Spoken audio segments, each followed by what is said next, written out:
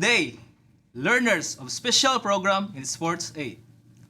Welcome to another fun learning episode in TB Eskwela. I am Teacher Marlon Calisquez from Compostela National High School, Compostela East District. After watching this video lesson, you will be able to first, recall the history of football.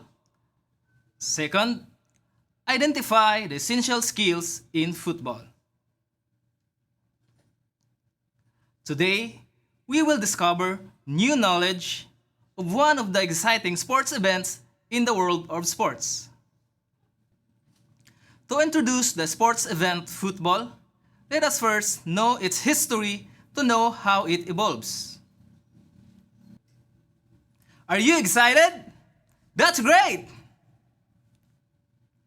Football or soccer, as the game is called in some part of the world, has a long history. Football, in its current form, arose in England in the middle of the 19th century. But alternative versions of the game existed much earlier and are a part of the football history.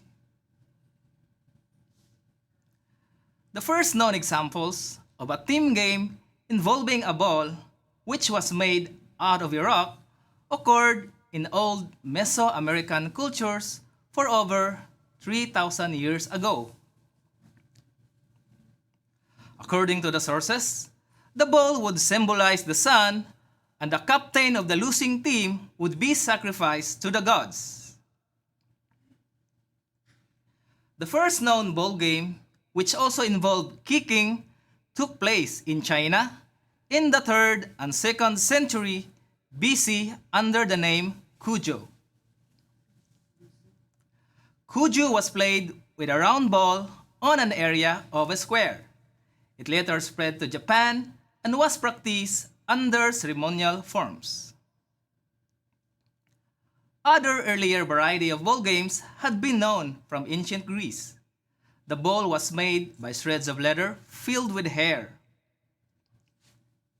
In the ancient Rome, games with balls were not included in the entertainment on the big arenas, but could occur in exercises in the military. It was the Roman culture that would bring football to the British island, Britannica. It is, however, uncertain in which degree the British people were influenced by this variety and in which degree they had developed their own variants. The most admitted story tells that the game was developed in England in the 12th century.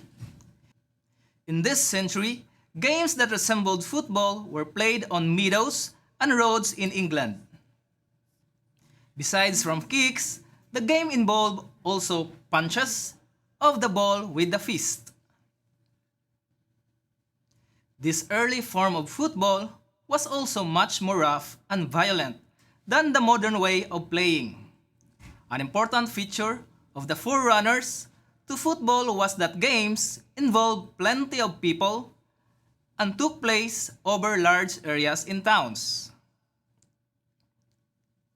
The rampage of these games would cause damage on the town and sometimes death. This would be among the reasons for the proclamations against the game that finally was forbidden for several centuries. But the football-like games would return to the streets of London in the 17th century. It would be forbidden again in 1835. But at this stage, the game had been established in the public schools. It took, however, long time until the features of today's football had been taken into practice. The game was often played in schools, and two of the predominant schools were Rugby and Eton. At Rugby, the rules included the possibility to take up the ball with the hands, and the game we today know as rugby has its origin from here. At Eton, on the other hand, the ball was played exclusively with the feet, and this game can be seen as a close predecessor to the modern football. The game in rugby was called the running game, while the game in Eton was called the dribbling game. An attempt to create proper rules for the game was done at a meeting in Cambridge in 1848. But a final solution to all questions of rules was not achieved. Another important event in the history of football came about in 1863 in London when the first football association was formed in England. It was decided that carrying the ball with the hands wasn't allowed. The meeting also resulted in a standardization of the size and weight of the ball.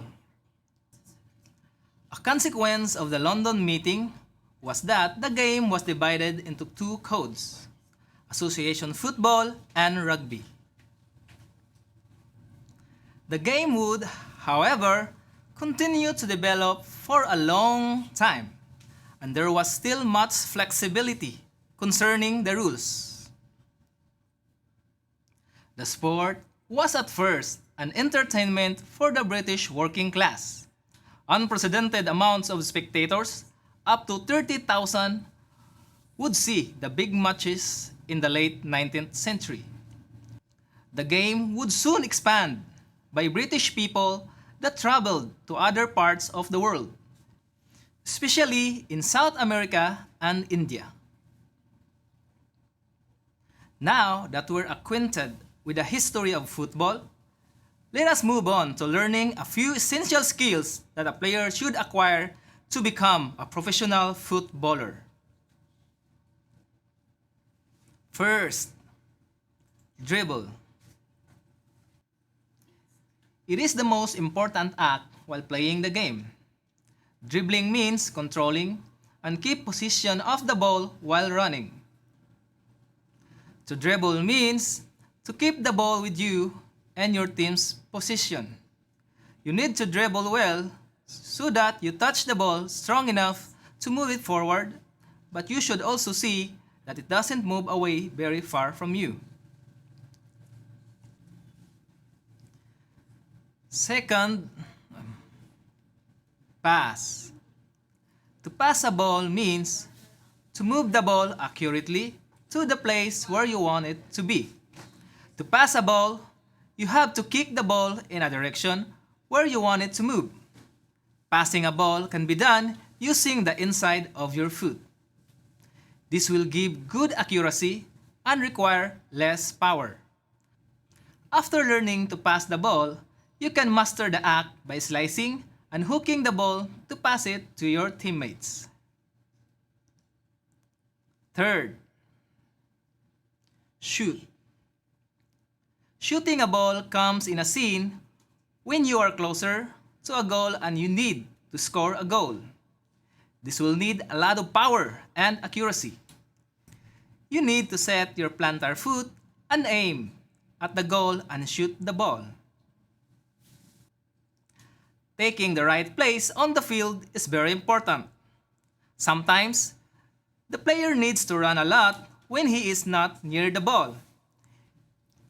In this situation, the player needs to estimate his teammate's next move and take the position where his teammates expect him to be.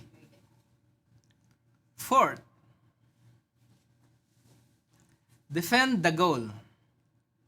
The player uses skills to try and get the ball away from the opponent player.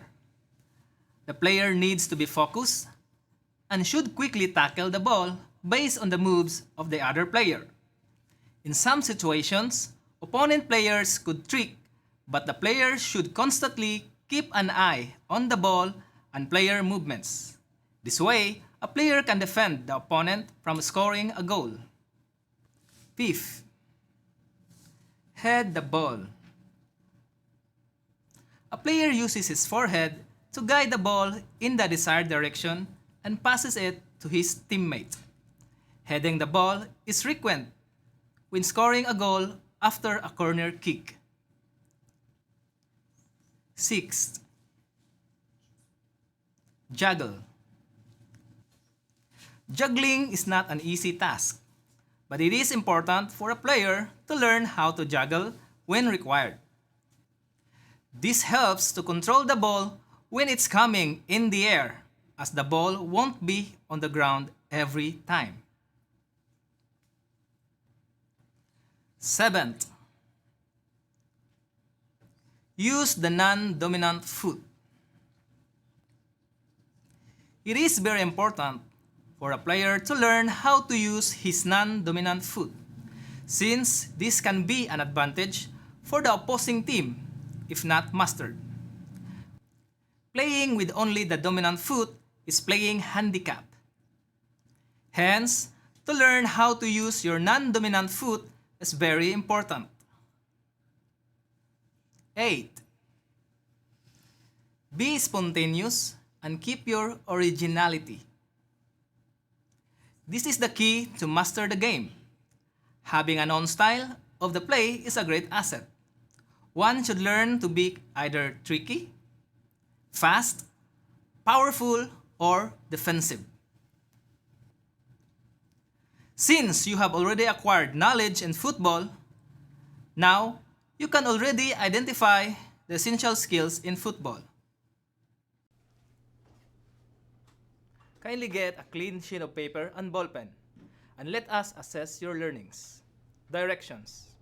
Inside the box are the following essential skills in football. You choose your answer from the box and write it on your paper. There are 8 items. Let us begin. 1, 2, 3, 4, number 5, number 6, number 7, number 8,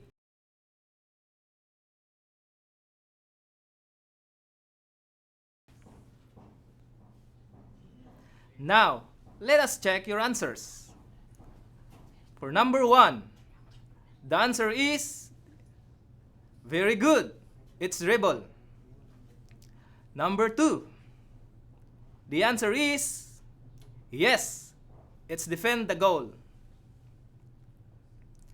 For number 3, the answer is correct. It's head the ball.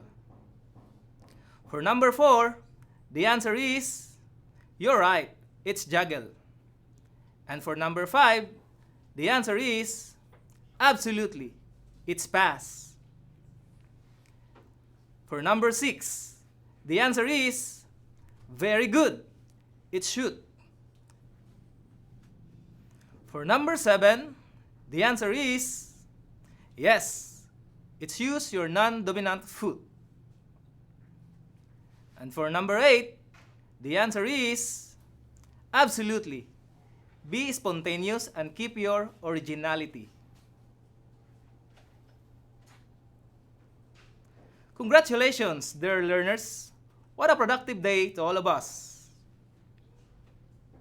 Once again, I am teacher Marlon Calisquez from Compostela National High School, Compostela East District. Saying, dito sa TBA Eskwela, sa pag-aaral, sama-sama. Bye-bye!